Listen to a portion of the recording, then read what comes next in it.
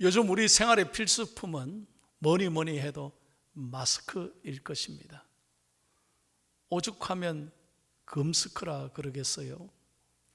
일상의 가장 필수품이 됐습니다. 저도 말이죠, 이게 미국에서 오래 생활했지만 한 번도 미국에서 마스크를 써본 적도 없고 마스크를 사러 가본 적도 없는 사람이라 이 마스크를 쓰고 생활하는 게 참 어색하고 불편합니다. 그래서 저도 자주 출근하는 길에 집에서 나올 때 마스크를 두고 나와가지고 다시 엘리베이터를 타고 집에 가서 남에게 불편을 주면 안 되니까요. 몇 번이고 마스크를 가지러 집으로 돌아가기도 하고 또 교회에서도 어디로 갈 때 다시 교회 사무실에 가서 제 마스크를 다시 착용하기도 하고 그래서 참 이 마스크를 늘 쓰고 다닌 것이 얼마나 불편한가 그런 생각을 늘 합니다. 그러나 어떻게 하겠습니까? 제 자신의 건강과 남에게 어려움을 주지 않기 위해서라도 우리는 마스크를 늘 착용하잖아요. 그런데 저는 이런 생각을 했습니다. 이 마스크를 착용할 때마다 이 침묵하며 사는 것이 얼마나 어려운 일인가. 참 이런 생각을 늘 해요. 그러면서 예수님을 생각했습니다.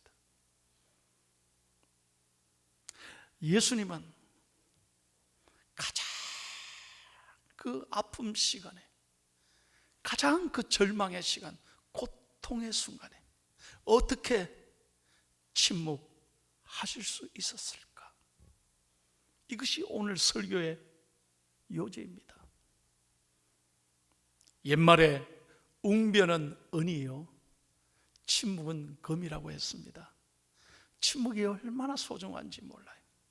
왜냐하면 우리는 너무 말을 그동안 많이 하고 살았어요. 그러나 살아가면서 침묵이 때로 얼마나 소중한지 몰라요. 터키 지중해 연안에 타우루산이라는 게 있습니다. 거기가 유명한 게 세계 최고의 독수리 서식지입니다. 왜 그 산에 독수리가 그렇게 많이 사느냐? 그 이유는 뭐냐? 바로 독수리의 가장 좋은 먹잇감인 두루미가 그곳에 제일 많이 산다는 거예요. 그래서 독수리는 그곳에 많이 살고 있습니다. 왜? 이 두루미는요, 날기 시작할 때 큰 소리를 낸다는 거예요. 수천 미터까지 소리를 낸다는 거예요. 그래서 멀리 창공에 있던 독수리가요, 다 두루미의 소리 반드시 아는 거예요. 그래서 이 두루미 소리구나 해서 창공에서 쫙 내려와서 먹잇감인 두루미를 잡아가고 자기 먹잇감으로 삼는다는 거예요. 근데 여러분 그거 아십니까? 그 중에 지혜로운 두루미가 있어요. 아무리 독수리가 노려도 끄떡없는 두루미가 있어요. 어떤 두루미냐? 날기 시작할 때 자신의 부리에다가 돌을 깨문다는 거예요. 그래서 소리 나지 않도록 침묵한다는 거예요. 그래서 독수리에게 발각되지 않고 두루미가 날 수 있는 거예요. 여러분, 우리가 살아가면서 때때로 침묵하는 게 참 소중하다는 교훈입니다. 잠언 13장 3절을 다 같이 읽겠습니다. 시작. 입을 지키는 자는 자기의 생명을 보전하나 입술을 크게 벌리는 자에게는 뭐가 온다고요? 멸망이 오느니라. 여러분, 입술을 크게 벌리는 자는 멸망한다는 거예요. 그런데 잘 생각해 보십시오. 내가 힘이 없어서 침묵한다는 건 참 슬픈 일이에요. 말할 줄 몰라서 입을 열지 못한다는 건 불행한 거예요. 그러나 얼마든지 말할 줄 알면서 얼마든지 항변해야 되는 순간에도 침묵한다는 건 대단한 용기가 필요하고 어려운 일이에요. 오늘 본문 이사야서 53장 7절에는 이사야 선지자가 무려 700년 전에 장차 오실 예수 그리스도에 대한 놀라운 예언을 묘사하시면서 어린 양 예수님의 모습을 생생하게 기록하고 있어요. 그 가운데 7절 말씀, 우리 어린 양 예수님은 어떻게 마지막을 맞느냐가 분명하게 묘사되고 있습니다. 7절 다 같이 읽겠습니다. 시작. 그가 곤욕을 당하여 괴로울 때에도 그의 입을 열지 아니하였으며 마치 도수장으로 끌려가는 어린 양과 털 깎는 자 앞에서 잠잠한 양같이 그의 입을 열지 아니하였도다. 잠잠한 양같이 그의 입을 열지 아니하였도다. 여러분, 예수님은 언제 침묵하셨습니까? 잘 기억하셔야 합니다. 어린 양 예수님은 말할 줄 몰랐기 때문에 침묵하신 게 아닙니다. 할 말이 없었기 때문에 침묵한 것이 아닙니다. 예수님은 하나님이셨고 독생자 하나님의 외아들이셨습니다. 말씀 한마디에 이 천지를 창조하신 말씀의 권세가 계셨던 분입니다.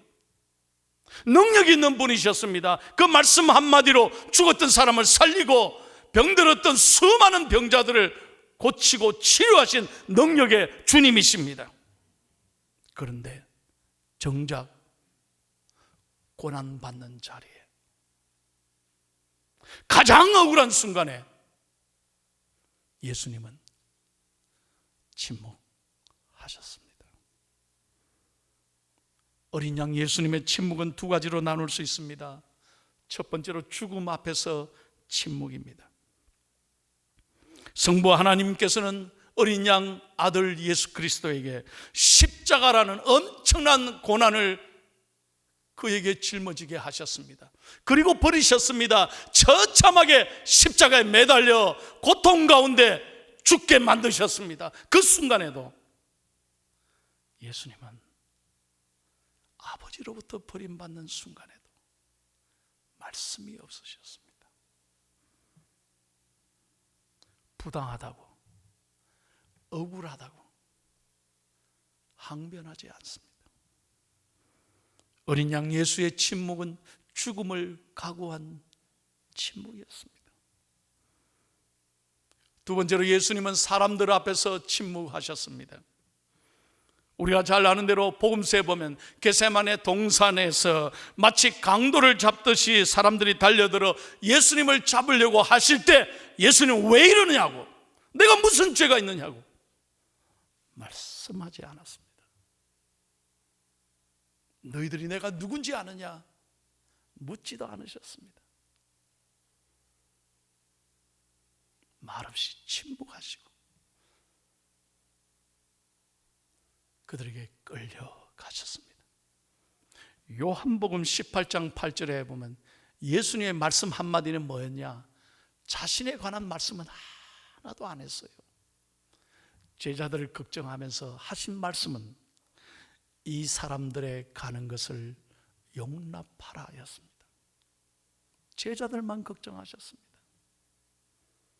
그리고 가야바 법정 뒷돌로 예수님은 끌려가십니다. 우리가 잘 아는 대로 거기서 불법 재판을 예수님은 겪으셨습니다. 마태복음 26장 57절 이하에 보면 그 재판은 다 기획된, 짜고 예수님을 죽이기 위한 재판이었습니다. 예수님은 하나님의 아들이라는 말로 신성 모독했다고 하여 종교 재판에 해부되었고 거짓 정인들을 세워서 예수가 자신을 하나님이라고 했다, 성전을 헐고 예수가 자신을 다시 사흘 만에 짓는다고 말했다. 이 온갖 거짓 정인들 앞에서 대제사장이 예수님에게 물었습니다. 이 말이 사실이냐? 그럴 때 예수님은 한마디도 대답하지 않았습니다. 63절에 보면 예수님은 잠잠하셨습니다. 67절에 보면 예수님의 얼굴에 그들이 침을 뱉고 주먹으로 치고 손바닥을 때릴 때도 그렇게 모욕을 당하시면서도 하나님이신 그분이, 어린 양 예수가, 구세주 주님께서 그렇게 비참하게 모욕을 받으시면서도 말씀이 없으셨습니다. 마태복음 27장 12절, 대제사장들과 장로들에게 고소를 당하되 아무 대답도 아니하시는지라. 14절에 한마디도 대답하지 아니하시니. 성경은 그렇게 기록하고 있습니다. 사랑하는 여러분, 오늘 우리들을 잠시 생각해 보십시다. 우리는 자존심만 조금 건드려도 고래고래 고함을 지릅니다. 조금만 억울해도, 나에게 대해서 요만큼만 건드려도, 뭐 좋지 않은 얘기를 해도 우리는 가만히 있지 못합니다. 펄펄 뛰잖아요. 더군다나 우리가 억울한 일을 당하면 분에 기어서 우리는 잠도 못 자고 그 사람은 가만히 내버려 두지 않습니다. 감기 몸살만 걸려도 끙끙 앓는 소리를 내는 우리들에 비하면 오늘 십자가의 고통 앞에서, 죽음 앞에서, 처절한 배신 앞에서, 그리고 하나님의 버리심 앞에서 침묵하신 예수님을 우리가 깊이 묵상할 수 있어야 합니다. 우리가 코로나19를 겪으면서 그 어느 때보다도 외로운 시간, 답답한 시간, 절망의 시간을 보내고 있습니다. 얼마나 힘듭니까? 그러나 우리가 불평과 원망보다는 예수님의 십자가, 그 침묵하신 예수님을 깊이 묵상하고 그리스도의 고난에 동참하는 중앙의 성도들이 다 될 수 있기를 예수님의 이름으로 축복합니다. 우리가 예수님을 생각하면 아무것도 아니에요. 감사하지 않을 수가 없을 것입니다. 고통스럽고 괴로운 일이 가로막고 있을 때 묵묵히 갈보리 십자가의 길을, 그 험한 길을 걸어가신 예수님, 그리고 그 억울한 죽음 앞에, 배신 앞에 침묵하신 어린 양 예수를 깊이 묵상한다면, 어떤 이유 때문에 내 마음에 분노가 화산같이 솟아오를 때 예수님을 깊이 생각한다면 우리는 얼마든지 이길 수 있고 감사할 수 있고, 한 걸음 한 걸음 예수님의 모습을 닮아가게 될 줄로 믿습니다. 이것이 사순절이고 이것이 우리에게 고난을 주신 복된 이유 아니겠습니까? 시편 141편 3절에 보면 다윗이 이렇게 평생의 기도를 했습니다. 그의 고백입니다. 다 같이 읽습니다. 시작. 여호와여, 내 입에 파수꾼을 세우시고 내 입술의 문을 지키소서. 여러분, 아멘이십니까? 다시 한번 아멘이십니까? 우리는 너무 말을 많이 하는 거예요. 여러분, 예수 믿는 사람들이 얼마나 말을 잘해요. 그러나 우리가 다시 한번 예수님의 침묵을 배워야 할 때가 아닌가. 오늘 다윗의 기도처럼 우리가 하루를 시작할 때 주여 내 입술에 파수꾼을 세우셔서 내 입술의 모든 말이, 내 마음의 묵상까지도, 생각하는 것까지도 주님의 마음에 열납하는, 주님이 기뻐하시는 그런 삶이 되게 해 주옵소서. 그래서 오늘 우리가 누구를 만나든지, 이번 한 주간 누구를 만나든지 우리를 통해서 예수 그리스도의 향기가 나타나고 우리의 삶이 누군가에게 작은 언덕이 되는 아름다운 삶이 되기를 축복합니다. 나의 입술의 모든 말과 나의 마음의 묵상이 주께 연락되기를 원하네. 할렐루야. 그렇게 걸음걸음 한마디 한마디 우리의 삶의 자리가 예수님의 고난의 발자취를 따라가는 복된 삶이 되어야 될 줄로 믿습니다. 다음으로 여러분, 예수님께서 왜 침묵하셨습니까? 왜 예수님께서 침묵하셨을까요? 두 가지 이유 때문입니다. 첫째는 속죄 완성을 위해서입니다. 여러분, 주님의 이 고통당하시면, 십자가에 죽으시면 인류를 구원하시기 위한, 저와 여러분을 구원하기 위한 구속의 대업이었습니다. 그 큰 일을 앞두고 주님은 군소리가 없어요. 불평 한마디가 없어요. 여러분 가만히 보세요. 우리 역사에 큰 일을 치르는 사람 앞에는요 군소리가 없다니까. 말 많은 사람들은 큰일 못 치러요. 그래서 혁명가는요 입이 무거워야 된다 그러잖아요. 맞으면 맞다고 고개라도 해야 돼.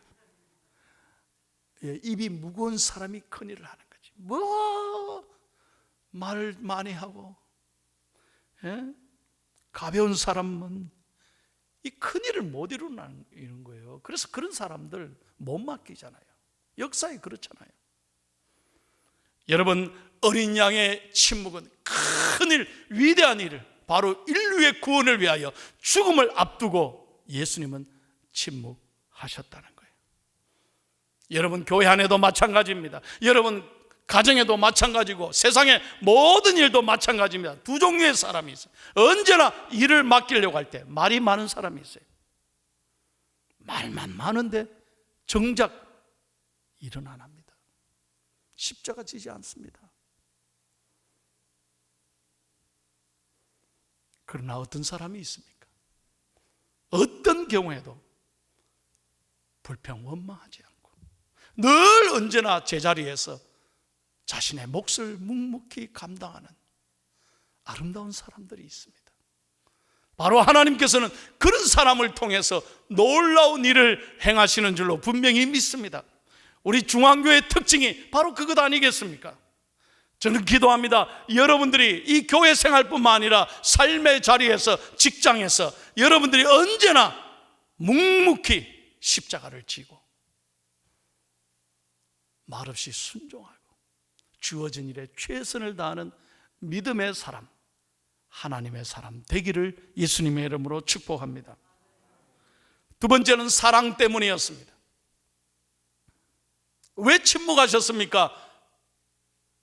사랑 때문에. 저와 여러분을 사랑하시기 때문에 그래요. 여러분, 제자들을 사랑하셨기 때문에 그들의 잘못과 허물을 예수님께서는 덜쳐내지 않습니다. 여러분, 가장 배신당한 사람은 예수님이셨을 겁니다. 가장 가슴 아픈 사람은 예수님이었을 것입니다. 왜? 그는 3년간 전생의 가장 중요한 시간에 바로 제자들을 키우는데 올인하셨습니다. 그 제자들이 마지막 순간에 자기를 배신했습니다. 얼마나 답답했을까요? 그런데도 예수님은 제자들을 허물을 덜쳐내지 않습니다. 야단치지 않습니다. 마찬가지로 저와 여러분들의 허물이 말할 수 없이 많음에도 불구하고, 아니 하나님 앞에 감히 설 수 없는 존재임에도 불구하고 사랑하시기 때문에 예수님은 침묵하셨습니다. 그래서 그 은혜로 우리가 구원받고 하나님의 자녀가 된 거예요. 여러분, 요즘 매일 문자가 오잖아요. 확진자들의 동태가 다 나오잖아요. 몇 시에 어디 가고 어디 가고, 그래서 어디 조심하고 말이죠. 그거 보고 우리 이거 안 가야 되겠다 그러잖아요. 저는 그거 볼 때마다 이런 생각이 들어요. 요즘 세상이 얼마나 발전했는지. 이제 확진자들 다 어디로 갔는지 다 드러난 세상이 됐어요. 그렇다면 여러분, 우리가 하나님 앞에 섰을 때 우리 모든 것 아시는 하나님 앞에 얼마나 부끄러울까요? 한번 생각해 보세요. 그런 생각 안 해보셨어요?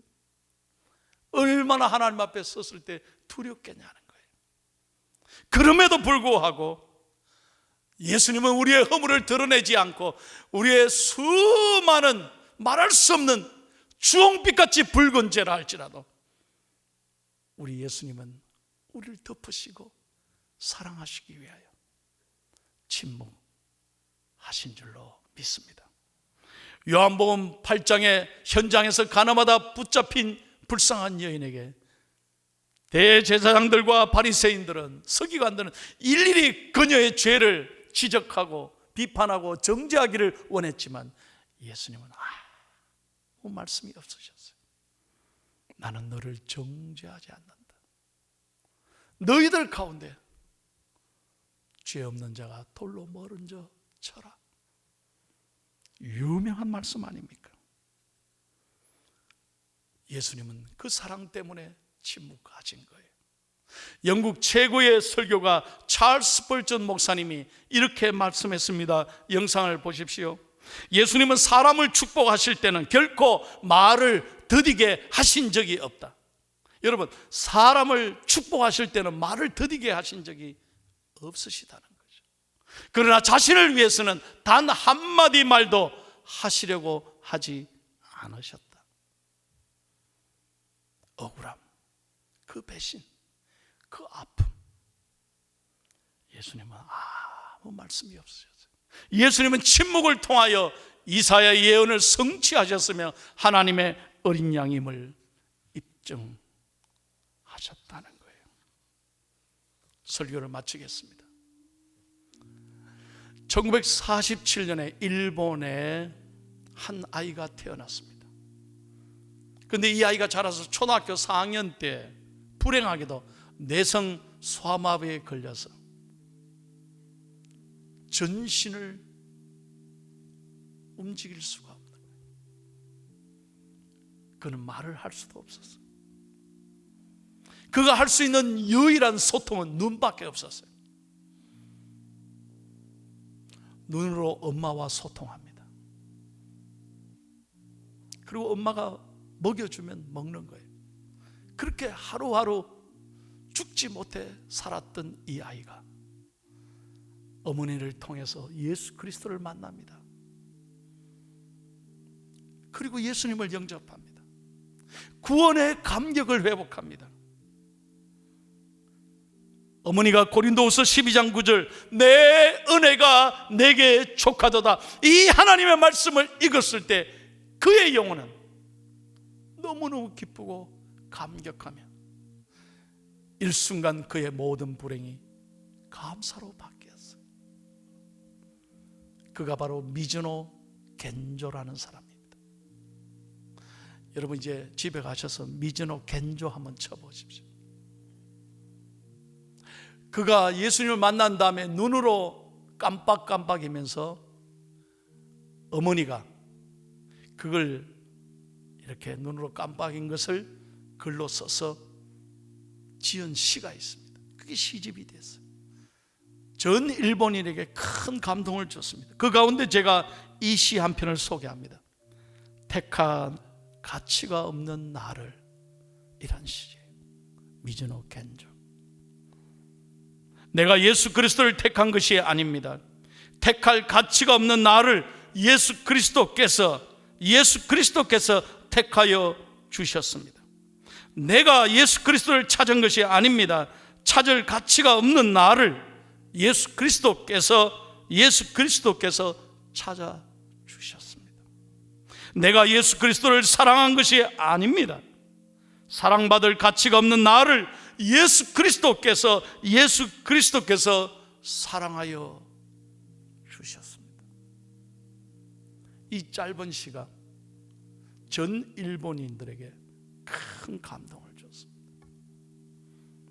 우리는 사지가 말짱하잖아요. 들을 수 있고 말할 수 있고 걸어 다닐 수 있고 지금까지 살아온 것 주님의 은혜잖아요. 그럼에도 우리는 지금 못 살겠다, 힘들겠다, 불평하고 원망해하고 주님의 마음을 아프게 하고 살아가서 되겠습니까? 오늘 그 고난 가운데 침묵하신 예수 그리스도를 우리 중앙의 모든 성도들이 다시 한번 깊이 묵상하고 이 주님을 만나는 아침이 되기를 축복합니다. 찬송합니다. 갈보리 산 위에 십자가 섰으니 주가 고난을 당한 표라. 험한 십자가를 내가 사랑함은 주가 보혈을 흘림이라. 최우승 이를 얻기까지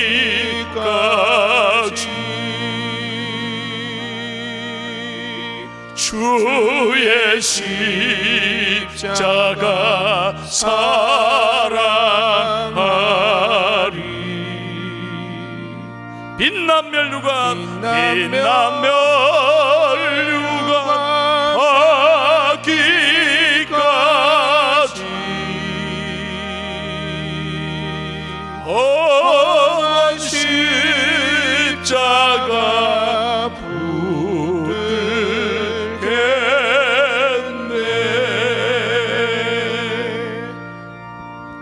할렐루야. 사랑하는 성도 여러분, 우리가 예수님을 믿는다는 건 예수님과 함께 한다는 거예요. 다시 말하면 주님과 함께 고난을 받고 주님과 함께 영광을 받는다는 거예요. 그러므로 여러분, 이 사순절 기간 여러분 그리스도의 십자가 그 침묵의 깊은 은혜와 동참, 그리고 우리가 한 걸음 한 걸음 말에 있어서나 우리의 삶에 있어서 주님의 모습을 본받아 간다면 하나님께서 우리를 통해 놀라운 영광을 받으실 줄로 믿습니다. 사랑하는 모든 중앙의 성도들이 작은 예수가 되어서 오늘도 한 걸음 한 걸음 주님을 본받아 믿음의 길을 따라가는 복된 성도의 삶을 살아가기를 예수님의 이름으로 축원합니다. 오늘은 국가를 위한, 나라를 위한 기도일이에요. 전국의 교회들이 나라와 민족을 위한 기도에 내셔널 프레이즈 데이입니다. 이 시간 한 2, 3분간 나라와 민족과 지도자들과 코로나19 환자들을 위해서, 또 경제를 위해서, 그리고 우리 해외에 나가 있는 선교사님들을 위하여, 교회 회복을 위하여 여러분 이 시간 다 함께 간절하게 기도하겠습니다. 오늘 사순节 5번째 주일을 맞아 주님 앞에 예배할 수 있음이 얼마나 감사한지요. 오늘 침묵하신 어린 양 예수 그리스도를 깊이 묵상하며 우리 가슴에 새기고 우리의 삶의 순간순간이 거룩한 주님의 고난의 발자취를 본받아 나도 주님을 본받아 살아가는 믿음의 삶이 되도록 축복해 주옵소서. 온 세상이 코로나19로 두려움과 절망과 고통 속에 있사오니 주여 이 땅을 속히 고쳐 주시옵소서. 감염된 환자들을 속히 치료하여 주옵시고 사망자들이 더 이상 어려움당하지 않도록 아버지여 막아 주옵소서. 환자들을 돌보는 의료진들과 방역 담당자들, 공무원들, 특별히 자원봉사자들을 하나님 힘과 용기와 위로를 더하여 주시옵소서. 아버지 하나님, 특별히 이 대한민국의 지도자들을 붙잡아 주시고 아버지 하나님 지도력을 주시며 명철한 판단력과 분별력을 주셔서 우리 대한민국을 잘 이끌어가도록 축복해 주시옵소서. 이 어려운 때 온 국민이 한마음 되게 하셔서 이 어려움을 잘 이길 수 있도록 축복해 주옵시고, 특별히 기업과 중소기업들, 영세 상인들의 아버지여 삶의 터전마다 축복하셔서 경제가 회복되도록 주여 은혜 위에 은혜 더하여 주시옵소서. 우리 포항 땅도 사랑해 주시고 이 땅을 다시 회복시켜 주시며, 아버지 하나님, 우리가 하나님 앞에 감사하고 사랑이 넘치고 정이 넘치는 따뜻한 포항이 되도록 축복해 주시옵소서. 특별히 교회가 회복되게 하시고 많은 성도들이 자유롭게 나와 예배 드릴 수 있도록 축복해 주옵소서. 오늘도 흩어져 있는 모든 중앙의 가족들, 특별히 선교사님들 위해 하나님이 함께 하셔서 저들을 눈동자같이 지켜주시고 어려움을 당하지 않도록 건져 주시옵소서. 감사하며 예수님의 이름으로 기도하옵나이다. 아멘.